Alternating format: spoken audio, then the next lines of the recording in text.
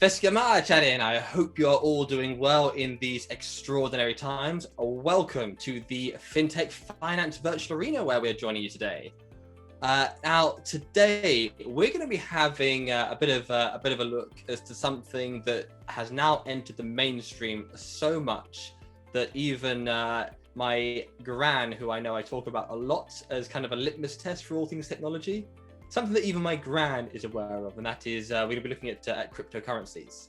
Joining us today, all the way from Douglas and the Isle of Man, we have got Danny and Molly from CoinCorner. How are you guys doing today? All good, thank you. Yourself? Good, All good.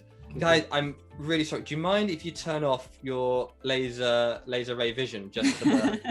It's really hard to animate, so it's so first of all, what exactly is CoinCorner, and why should people get an account and download? So CoinCorner, we set out, we're coming up to 7 years old now. We set out as a kind of a Bitcoin exchange. We set out with the mindset, I think early on back in 2014, with the mindset of making Bitcoin easy for people and an easy on-ramp for people. Focused primarily on sort of the UK market and Europe. It's a place where you can quite easily come to, I hope everybody users have the nice smooth experience there. Easily come to buy Bitcoin with GBP or Euro, and they can store it, they can use the mobile app, they can send it, receive. We've introduced various products like cashback and lightning integration and things like that. So we're kind of a almost one-stop shop for Bitcoin services now. I have to admit, I have got an account myself. And I do use it. So I was quite impressed at how easy it was to use a card to upload, because sometimes there's quite a lot of, is this going to work with my bank? Is this going to work via my beloved Curve card? And there's always that kind of question. With you guys, it has been, on the card side of things, relatively straightforward to put all that straight on. Good. That's good to hear. Well, we were one of the first to have credit card deposits, weren't we? Yes, we were. I think we were, maybe third or so, I think, in the world to have card purchases for Bitcoin. I think a big part of that was, again, coming back to our initial outset of making Bitcoin easy and an easy on-ramp. And people historically in the space were having to do bank transfers, and that was alien to people on the website. So it was, you go on a website, you buy something, you use your card, and that's kind of the normal routine. So we tried to bring that in back in 2014, actually. We brought the card piece in. So hopefully still as easy now as it was then. You mentioned that you guys are 7 years old, which in crypto terms puts you kind of right at the sort of forefront. What was sort of some of the inspiration behind kind of the whole idea behind CoinCorner? We initially started out, myself and a couple of the co-founders, we were mining Bitcoin sort of back in the 2012-13 years, and then we realized where we were located wasn't ideal from an electric perspective, and it was expensive. It didn't really work as a business model from where we were. So we wanted to stay within the industry. And the main thing, what we saw, I guess the gap in the industry was, it was very difficult to buy Bitcoin. If you think back to the Mt. Gox days and things like that, it was very difficult. So we saw there was quite a gap there, particularly for the UK market. And we saw Bitcoin as, it's a groundbreaking sort of technology and something that is, you can quite easily see now it's changing the world and it's impacting the world and pretty much every industry around the world as well. It's having an impact on. So, we saw that, I guess, early on, that it was hopefully going to have that potential, to do that, similar to what the internet has done for the world. And that was kind of where we wanted to stay within the industry and kind of drive something. And that felt, it felt like it fit, I think, for the team we had and the skill sets we had. It fit very well in terms of launching an exchange. Molly, how did you, obviously on the marketing side of things, how did you get to be involved in CoinCorner? So I actually joined CoinCorner, was it 6 months after you guys launched? 2015, yeah. Not far off it. So previously I was in a marketing role, just with a local company that was like a hospitality chain. So I was looking just for a different opportunity, I guess, and the role with CoinCorner was available for the marketing role. And yeah, I applied. Back in like 2014, 2015, Bitcoin and cryptocurrencies were really kind of relatively unheard of. So I didn't know anything about Bitcoin at that time. And then, yeah, you guys gave me the job, and I've been here ever since. Yep. Part of the furniture. Can't get rid of me. Yeah. And I guess that's how I got involved. The marketing and in particularly social media around Bitcoin and cryptocurrencies, particularly at the moment, it's just incredible. Take all of the technology around Bitcoin and cryptocurrencies off the table. The cultural impact around some of the memes and some of the I'm under the impression that anyone that's ever brought Bitcoin will eventually get a Lamborghini. I mean, that's how it's going to work. That's the plan, isn't it? It's an unwritten rule, yeah. I think it's kind of fits. But yeah, it is. I mean, the industry as a whole, the community is such a powerful thing within this industry. It's like, say, putting the technology aside and even the financial monetary policy piece of it, and put all that aside, and the community there and the industry around is so powerful. We saw that back in 2017 with the user activated soft forks and the issues all around that, and the community came together, and it just highlights how there was big companies, there was global companies that are kind of, I don't want to say attacking the industry, but they had their opinion on the way they wanted Bitcoin to move. And even them global guys were not able to budge the community and the community driven piece of that. And that showed the real power behind Bitcoin, I think, as well, which is very much, it comes across these days, as you say, with the memes and the social media impact. And it's getting bigger and bigger and more powerful, I think, along the way.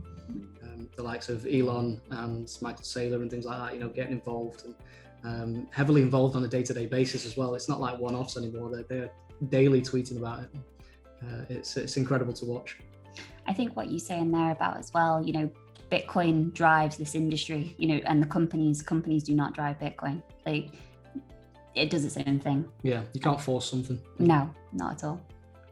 This is what I miss about physical events. There's always those random quotes that you can't find on the internet that stick in your head, and yeah, companies can't drive the price of Bitcoin, but Bitcoin, and especially as portrayed in the media, is what is driving the kind of crypto boom that we're in at the moment. Going back to, of course, it kind of entering the public domain a lot more, and there's even things like Mark Zuckerberg now has a dog called Bitcoin, or it is very much in the mainstream. Yeah. What has that meant for you guys at CoinCorner? How has that changed the way that first of all, how has that changed your customer base, and how has that changed the way you've had to kind of handle your customers? It changes, I guess, the reactiveness and the responsiveness as a company, and as we need to be, has it obviously increased in terms of, like, things happen so quickly in this industry, and you have to, we've had that always over the years, but obviously during the bear markets and the slower time periods, it's not as impactful. And that's almost our time, I think, within the industry, and what you'll see is a lot of the companies take them bear markets and that time to build the products and solidify the team and sort of grow the foundations of the company. And then during the bull markets, like I guess what we're experiencing now, it becomes very much, you've got to react as things are happening and move quickly. And as you're saying there, these things, Elon Musk will put a tweet out about something, or obviously Zuckerberg today with his goat being named Max and Bitcoin. And, his goat, not his dog. Yeah. And obviously then people are, speculating on what does that mean? Does that mean, actually he is a Bitcoiner? Does it mean, I think yours was, whether it's Bitcoin Maxi, because he's called Max as well. Made you wonder, didn't it? Tying that in, GOAT also in a sports reference is like greatest of all time. So, is it referenced to something like that? There's lots of speculation and people jump all over that. Obviously, this brings attention, as you say, in mainstream media, and it does bring new customers in and brings people through the door, which is great from a business perspective. One of the things we have always tried to do from day zero, I guess, is education, and trying to help educate people on what Bitcoin is, or how it can be used, or how it can be used for them in particular use cases. That gets very hard during these time periods because there's so much noise, there's so much going on, not just within Bitcoin, but within the cryptocurrency sector as a whole. And it is difficult to, people sometimes read headlines, and we're trying to then decipher them headlines and put something out to help not dispel the myths as such, but trying to cut through headlines and trying to explain like kind of five style conversations of what Bitcoin is and how these things are changing the world. So It's tiring is the best way to put it in short. Yeah. But it is exciting. I mean, this industry, working in it as well and kind of living it, aren't we? It's so fast paced, so exciting. I couldn't imagine going into work in any other industry, quite honestly. It is just incredible. It's going forever. Yeah, no, I think, you know, for us, I mean, for everyone, things change so fast. You have so many developments and different products and services coming out. So first of all, we have to educate ourselves on them before we can then go and educate the public on them. And yeah, things can literally change overnight. So like you say, when it is tiring, but it is very exciting. It's amazing what people are bringing out off the sort of back of this industry.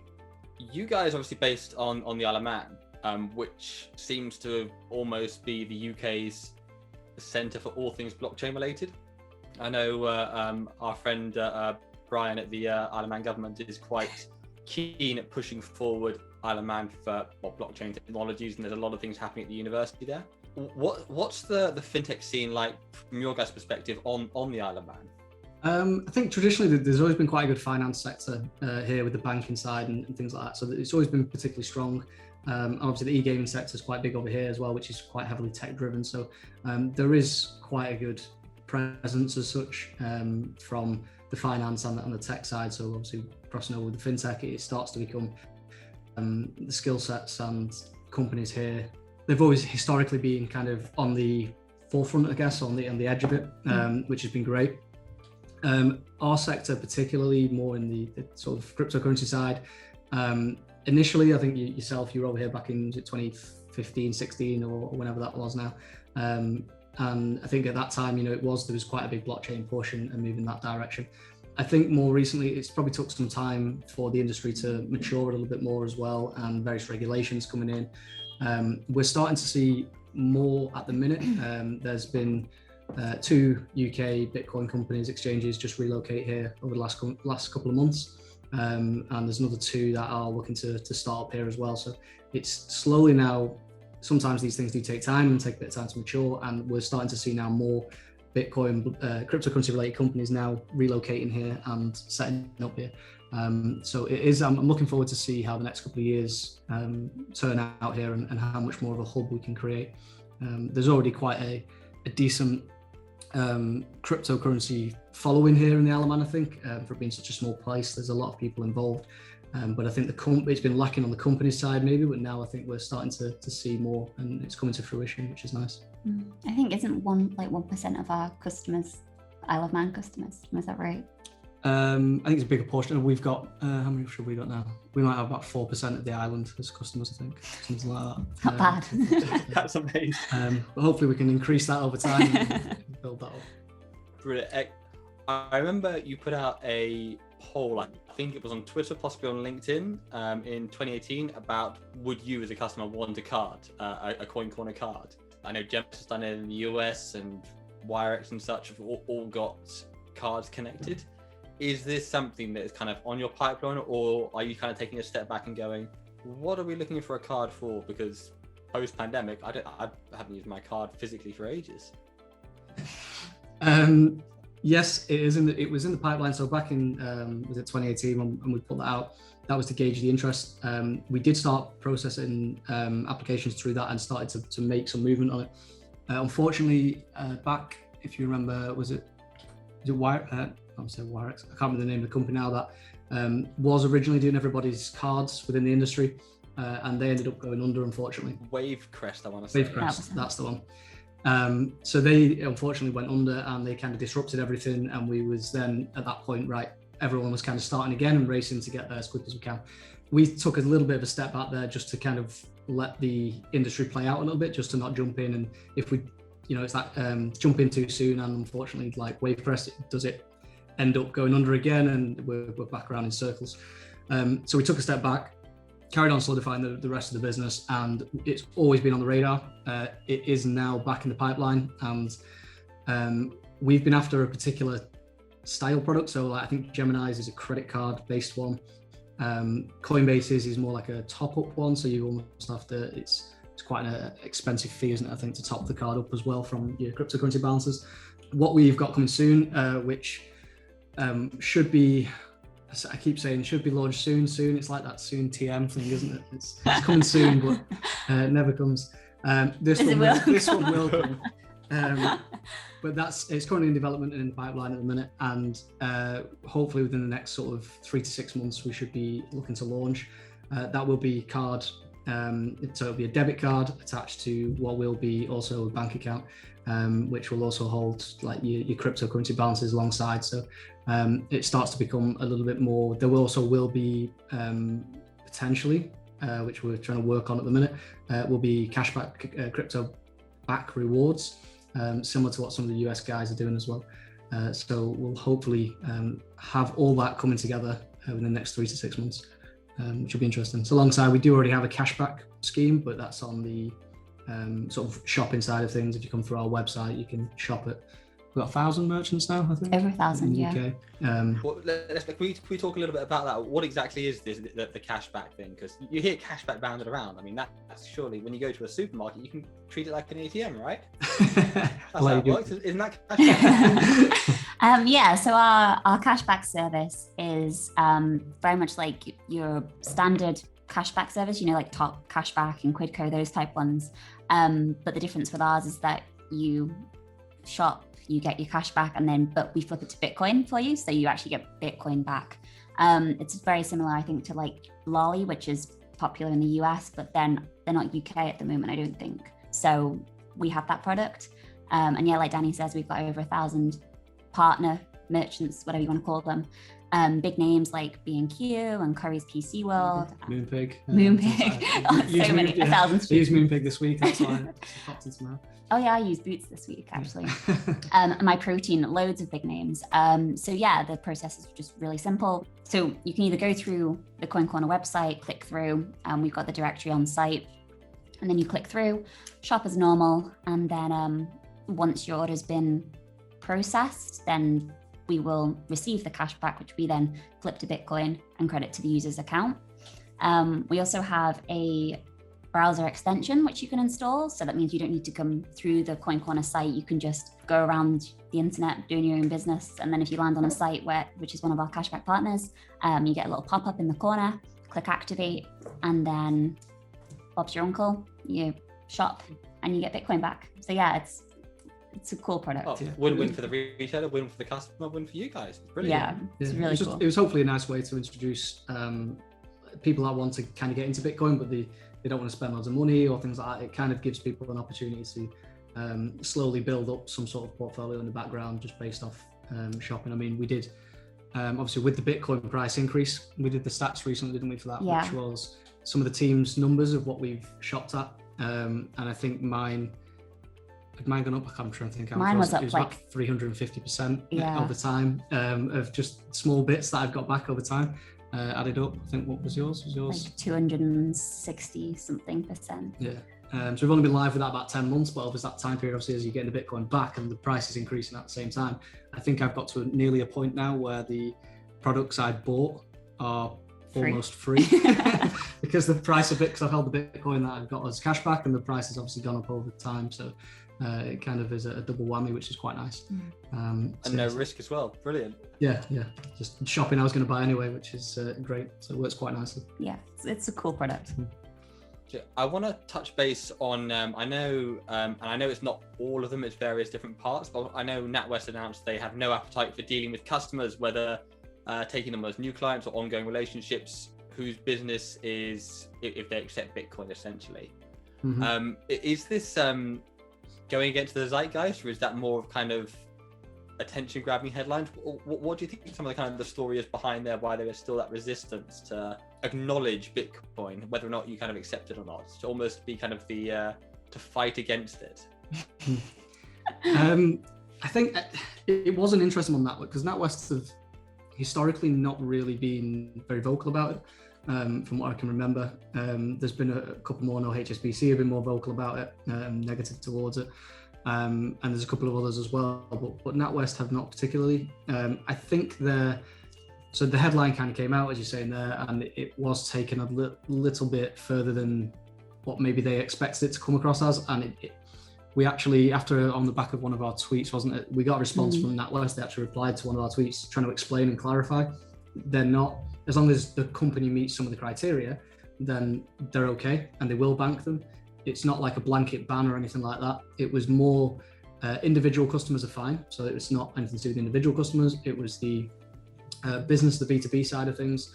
And it was more around, I think, hinting at a Bitcoin exchange like ourselves wouldn't be allowed to bank there. But if you're a company in the UK that wants to accept Bitcoin and you do that, let's say via ourselves, and we automatically, the Bitcoin will come in from your customers and pay for a product. It comes through our checkout service, and at the point when it lands into your account, it automatically gets converted into GBP sterling. So at that point, you're not touching, the merchant is not really touching the Bitcoin side. So that, I think, as far as we're aware with NatWest, that piece of it is okay, and it wouldn't be classed as their primary, can't remember the primary function or primary operation, I think they called it. So it's probably a headline that's been blown out of proportion a little bit, in all fairness to them. Appreciate though, we have spoke to merchants recently that unfortunately saw that headline and then have decided not to accept Bitcoin as a payment method where they were about to accept Bitcoin. So it does have an impact, and it's frustrating from our side, because we do see this quite often. It sometimes then comes back to what I touched on at the start of the conversation, education. And we have to go back to educate them and talk to the merchants and explain things, tell them to talk to NatWest themselves, have a conversation, and see what the risk appetites are there. And a lot of the time it's have that conversation and things will be okay. It's really more of a risk management announcement, I guess, from NatWest, I think, rather than being fully negative towards it. They're probably still quite keen to take some of it on and learn a little bit more, I'm sure. But they don't want to deal with, say, Bitcoin exchanges fully like ourselves. A guy down the road selling bikes on his website is probably going to be perfectly fine and no issue. It's just education, unfortunately. I think cutting through some of the headlines that we sometimes unfortunately have to read. I think as well, I think I read in one of the articles was that their concerns were around the volatility of Bitcoin. So I don't know whether they were talking specifically about companies that accept Bitcoin and then don't flip to GBP like we do, because obviously that removes that risk. But unfortunately, like you say, it's the headline that's like scaremongering essentially. And it does take, the headline came out and we've reacted to it, and we've tried to then dig in to find out more information because we've got potential clients that also bank there, and we've had to deal with that side. We have gathered obviously more information over the last couple of weeks of that, and that's, I guess, our takeaway from it is more that it's not a negative thing as such. It's more just a risk appetite for them, and just for them, they're dipping their toes in for the most part, I think, as all of them are really at the minute, and trying to understand a little bit more. The last thing I kind of want to touch on with you guys is, you've said it throughout this, is education. I've seen, and it really puts a smile on my face, I've seen the book Blockchain for Babies given to so many people. Chris Skinner, I'm sure, Simon Taylor, congratulations on your on your baby. I'm sure you're going to get like 20 copies of that book given to you. But it is starting to kind of enter the younger generations. And Molly, I think I saw on Twitter that you did a school talk. Yeah, I did. How do we kind of expand this across the entire population in terms of education? It's a tough one. I mean, the talk that I did for the school, that was just a local sort of thing I was invited to do. And I actually went in from a more of a marketing angle, because the kids were like 10, 11 years old. I don't know, sometimes it's a struggle to try and explain Bitcoin to adults. So the thought of trying to explain Bitcoin to 10 and 11-year-olds I thought it was going to be probably not the right angle to go at. But when I went in to sort of like talk about marketing and CoinCorner and, mention the Bitcoin products and services that we offer, the kids were actually really interested in Bitcoin. And I think one thing that I didn't realize, I guess, is that sort of age, they're all very much aware of, like online gaming currencies and stuff. So they're very much aware of digital money. So they actually have a better understanding of that sort of concept than I think I gave them credit for. In terms of how we go about it, not entirely sure. I mean, I know there's a couple of companies, you've got, like you say, this Bitcoin for Babies book that you were talking about. I know there's a couple of other. I've got the kids one. You've got the kids. That's for Danny because he needed to read it. Brought in to teach the team on there with the kids book.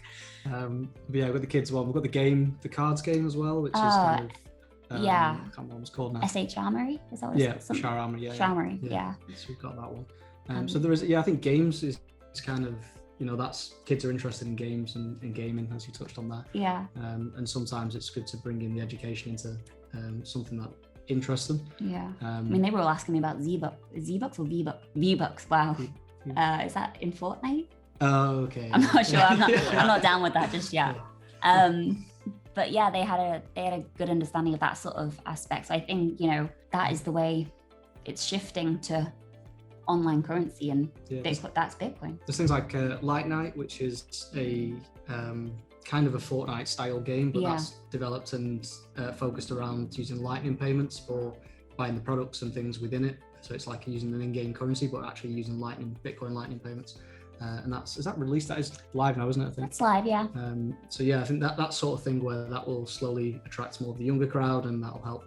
It just becomes natural to them to use it at that point.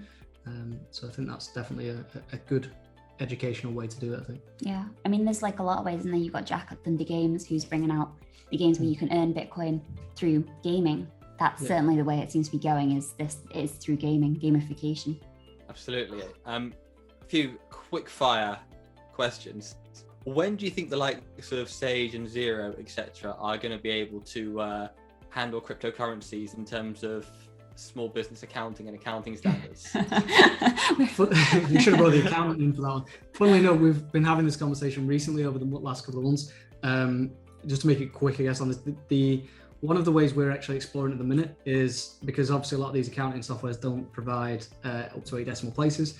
One of the things our accountant is currently exploring and looking or trialing out at the minute is to use Satoshis rather than Bitcoin. So to account in Satoshis, which means there's no decimal places to go to, and we can operate as it does. So it should work for pretty much any accounting software theoretically doing it that way. So it's a little bit of a workaround, but that's something we're looking at the minute, which may be more useful. But they do need to start introducing functionality for that. Has he tweeted them before or not? Yeah, he's chased them up a few times, a couple of different companies now. But the cryptocurrency is the longest thread on the whole of the Zero forum. It's incredible. They're just not bringing support in for it yet is crazy. But hopefully soon. But obviously there is a workaround using Satoshis, I think, at the minute, which is looking like it's going to work for us, I think.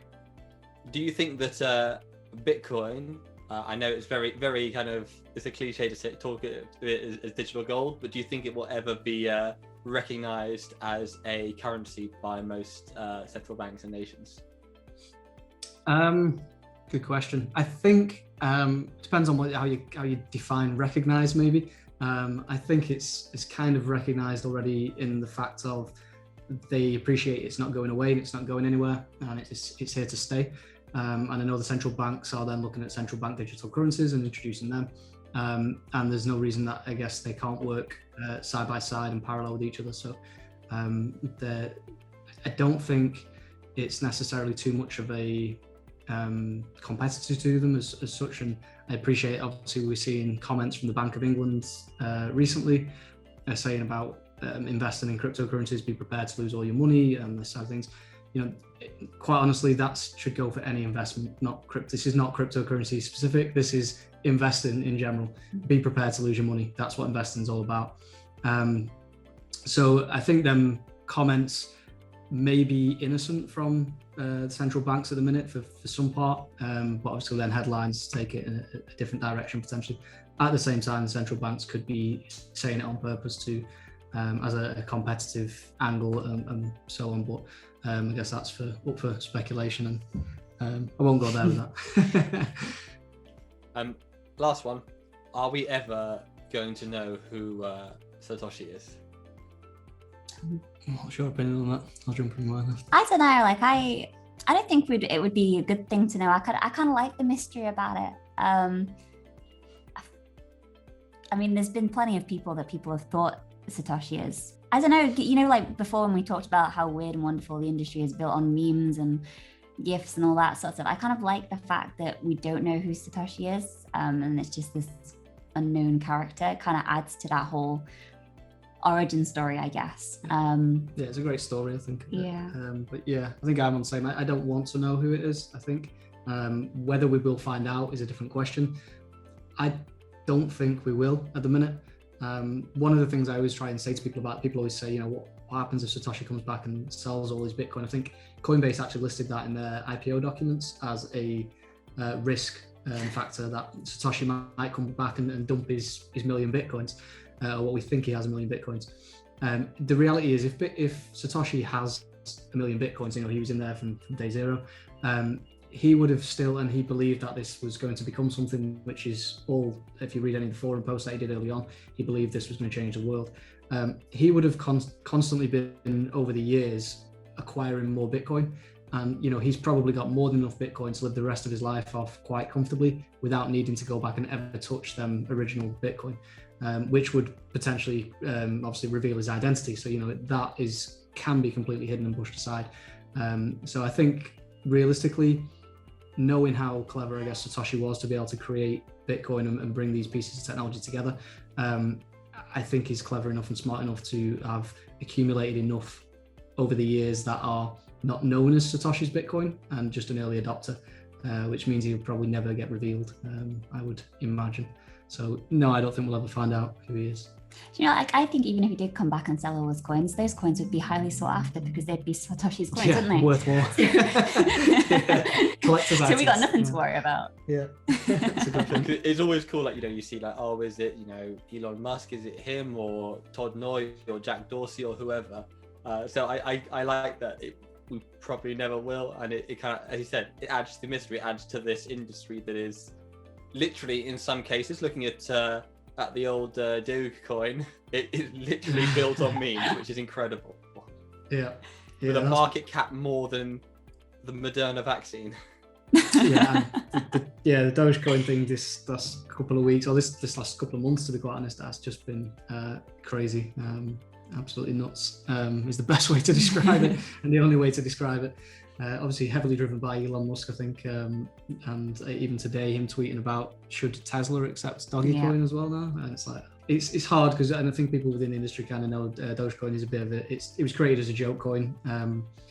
Myself and one of the co-founders were actually mining it on day one when it first came out back in 2013, I think that was, and we were playing around with it back then, and it always was a joke. The creator of it created it as a joke, and it's always been that way. And it's development wise, it's sat there as this idle coin basically over the years that no one's really bothered too much with, and everyone dips in and out of it every now and then. I think this last couple of months have just took it to a whole other level, which is, as you say, it's the industry as a whole, the community, and what that can do, and the impact of social media and how things can go viral these days. It's effectively what has happened with that. TikTok and all them have kind of driven it. Scary to see, but interesting nonetheless. Certainly is. Well, lastly, where can we find out more about you guys? Where's the best place to reach out? CoinCorner.com is obviously the website. We're the team quite heavily active on Twitter, so generally under the CoinCorner, CoinCorner Danny, CoinCorner Molly, CoinCorner Zach, and so on. So generally you'll find most of us on there and active. A few of us still active on LinkedIn, but mainly the Twitter and the Reddit as well, of course, side of things. So yeah, always there available on Twitter. If anybody has questions, issues, problems, queries on anything, always feel free to tweet at us. DMs are generally always open as well for anybody that has questions.